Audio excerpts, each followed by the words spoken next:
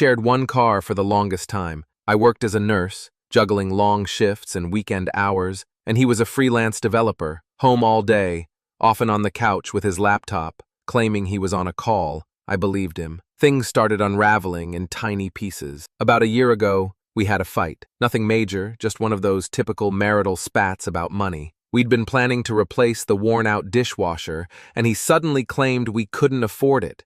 He got weirdly aggressive about it. I remember thinking, we've saved for this, haven't we? But I let it go. That fight spiraled into more distance, more defensiveness. He started spending more time out with friends, became more private with his phone. I chalked it up to work stress. Then one night, he left his email open on our shared desktop computer, something he never did.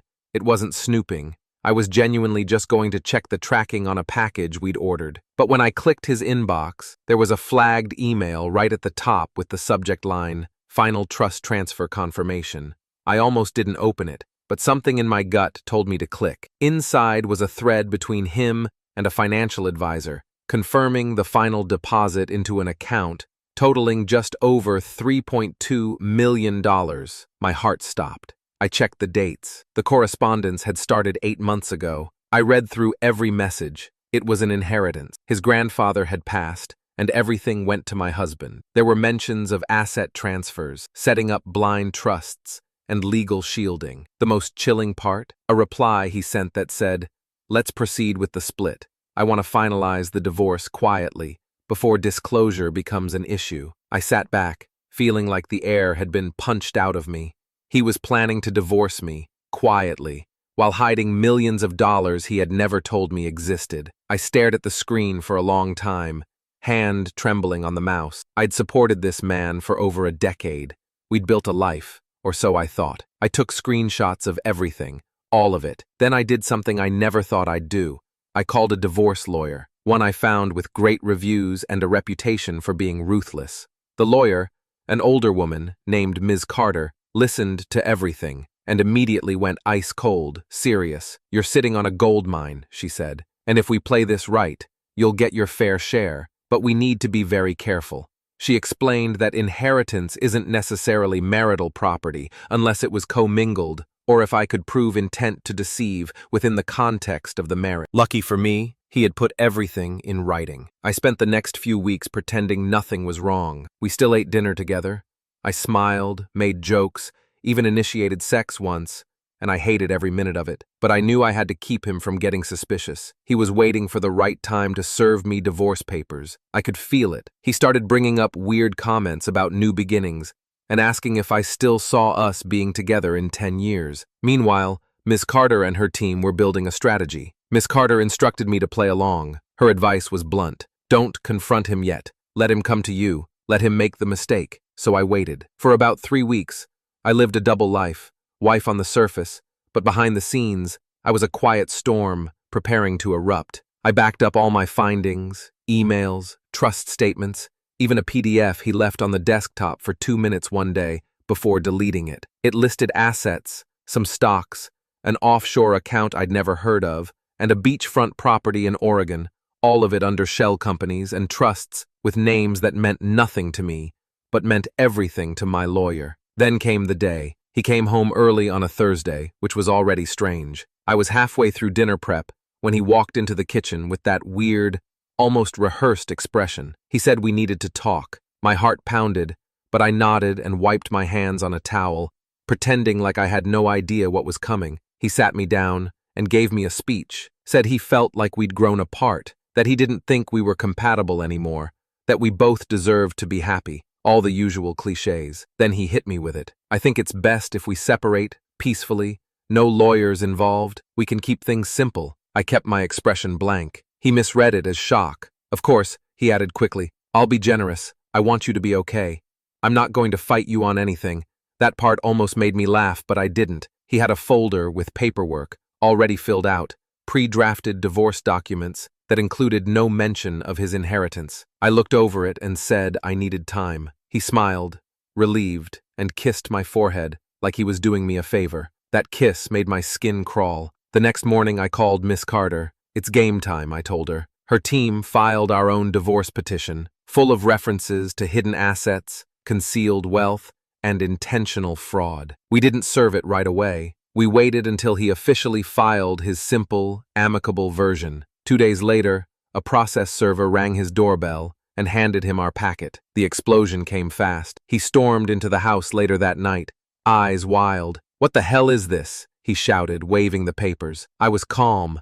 I had prepared for this. "It's a response," I said, "with evidence. Your emails, your trust documents, your secret properties. You didn't cover your tracks as well as you thought." He tried to bluster, denying everything, said the money wasn't marital property, that I was just being greedy. I let him rant for a minute, then I hit him with the clincher. "I know about the Oregon house," I said, "and the offshore account, the LLCs. You told your advisor you wanted to finalize the divorce quietly before disclosure. I have that email." He stopped talking. After that, he lawyered up, hired some flashy firm from the city who tried to intimidate Ms. Carter. Bad move. Ms. Carter played legal chess like a grand master. She filed subpoenas, froze accounts, and forced him into financial disclosure so tight he couldn't blink without declaring the cost. Turns out, the inheritance had technically been kept separate until he started funneling money into joint bills, paying off our mortgage in cash, buying that new TV under our shared credit card, even funding part of our vacation last year. That was the leverage. We settled out of court. He wanted no trial, no attention. He agreed to give me 35% of all assets, including the trust earnings. That came out to over $1.1 million, not including spousal support for the next 5 years and half of the Oregon property. I moved out before him, took only what I wanted: clothes, photos, and a few books, left behind the furniture and memories like dead weight. After the settlement was signed, I moved into a small condo near the lake. Not extravagant, but it was mine, fully paid off. No shared ownership, no lingering shadows. The first few weeks were weirdly quiet. I'd go to bed expecting an argument, a slammed door, something, but the silence was comforting. It meant peace. One day, I walked into a car dealership and paid cash for a used hybrid SUV I'd been eyeing for years. Not a Lamborghini, just something reliable and eco-friendly, the kind of decision he used to roll his eyes at. "You drive too slow to care about gas mileage," he'd joke. I never laughed. I changed my phone number,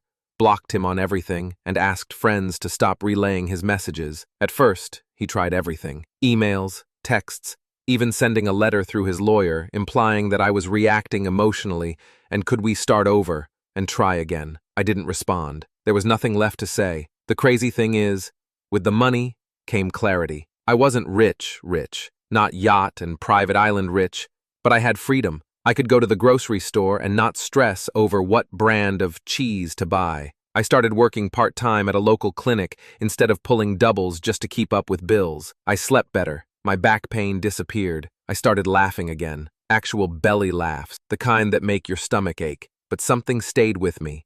Not resentment, not even regret. It was more like realization. How easy it was for someone to betray you while keeping a perfectly polite smile on their face. For 12 years, I had shared a bed with a man who planned to cut me out of his life, like a business transaction. Cold, calculated. I eventually used part of my settlement to go back to school, not for more nursing certifications, but for counseling, trauma work, divorce recovery. Miss Carter even recommended a program. I told her she was my inspiration. She just smiled and said, "Now go help someone else do what you did." A year after our divorce was finalized, I ran into one of his old coworkers. He asked how I was doing and seemed genuinely happy for me. He told me my ex had moved out of state, tried to start over, got involved with a much younger woman, some yoga influencer or something, he said, half laughing. I just smiled. I wasn't bitter. I didn't care who he dated. I cared that I was no longer chained to someone who saw me as disposable. Now I live in my own rhythm. I take weekend trips. I volunteer.